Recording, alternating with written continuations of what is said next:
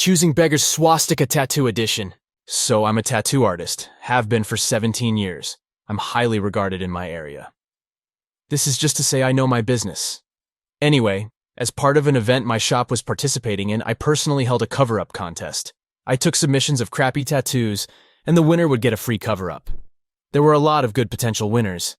Ex-wives' names, party tattoos from their teens, scarred, indecipherable messes. But the winner was a gentleman who sheepishly approached me and lifted up his shirt to reveal a 9-inch by 9-inch line work swastika on his ribs. "I'm embarrassed to go to the beach," he said. "I don't want my kids exposed to this stuff anymore," he said. I agreed. It would make a great portfolio piece for me. This was a challenging cover-up at any time, due to the size and long black straight lines. We met after the event and discussed our plan. He wanted Vikings. Cool, I thought.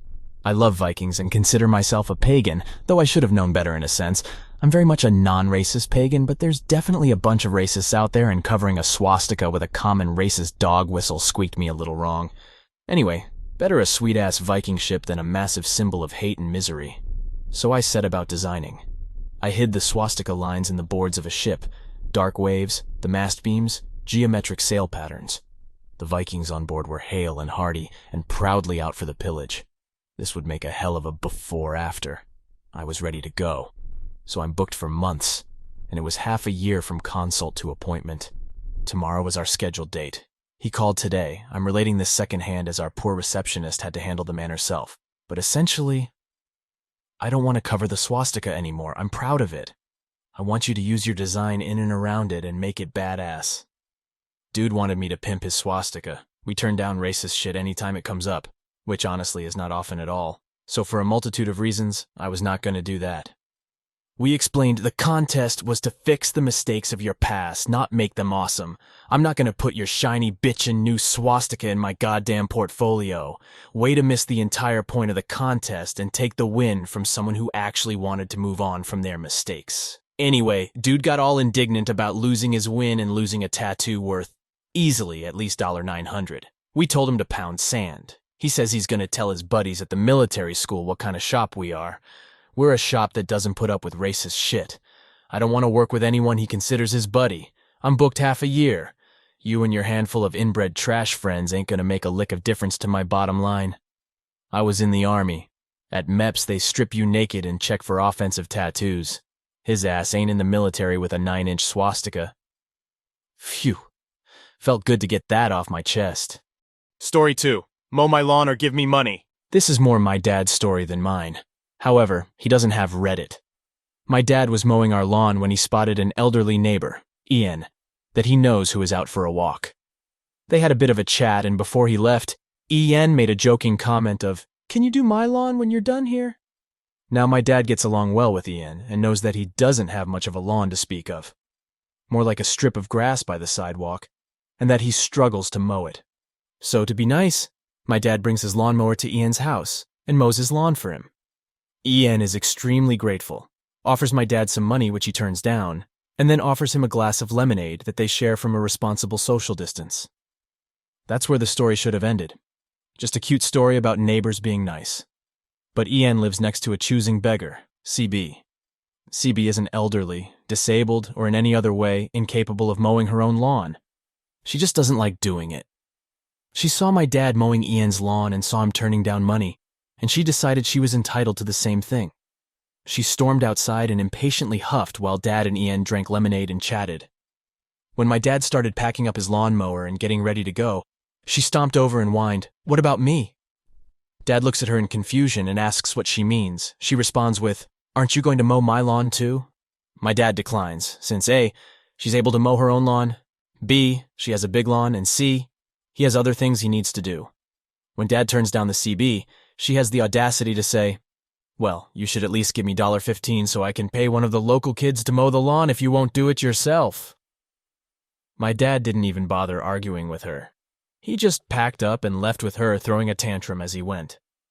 He and Ian are still good friends.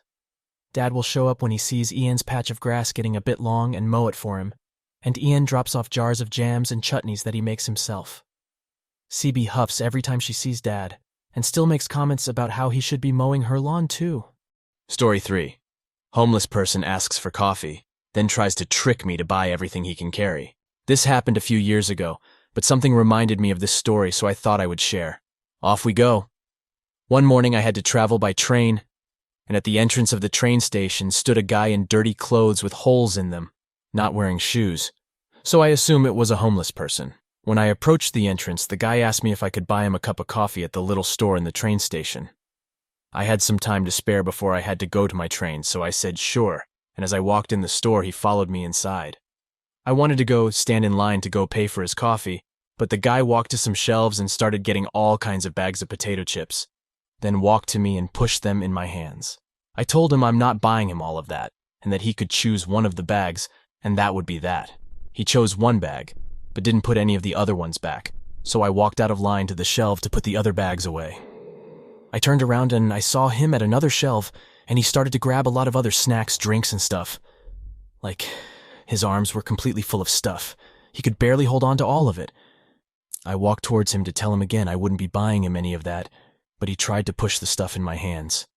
I took a step back so he couldn't push anything in my hands again.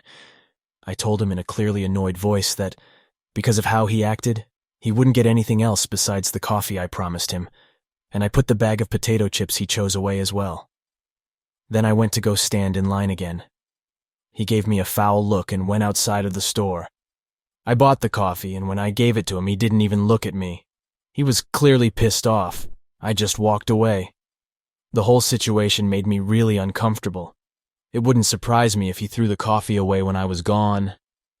I think he tries to trick people into buying him lots of stuff because not everyone has the courage to say no when they're put on the spot like that. Story 4. He wanted to deduct 50% of the hauling cost from the agreed-upon sale price. I was selling a year-old couch for $180. Original cost $600. Due to a move. I put the couch and price on the Facebook Marketplace after my research of similar items.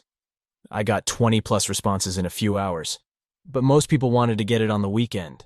One guy offered me $120 and could pick it up in 2 hours as he had rented a U-Haul truck. I was like, this is okay, the earlier it goes the better. I told the dude that it will take 2 people to move this to his truck. He acknowledged. Here's how it went. The dude came alone to pick it up and asked me to help move it in his truck. He acted surprised when I said no, I have back issues and avoid lifting heavy stuff. He was like you said 2 people, and he assumed I will be second person. D. Okay, after I said no, I cannot. He went out of my house and came back again in 40 minutes with another person, hired from Dolly. He transferred me the $1 and started moving the couch with another person. When I checked the amount, it was $1.95. I asked him if he made a mistake, to which he told me, because you did not help, he hired someone from an app called Dolly and deducted $25 or $50 he was paying him. Wow! I asked him he can't do it. We agreed on $120, which was already $60 less than asking, to which he replied, it is logical that I pay for mover person if I did not help, and now that the couch is in my driveway, 2 stairs down, what am I going to do anyway? Move it back with my broken back?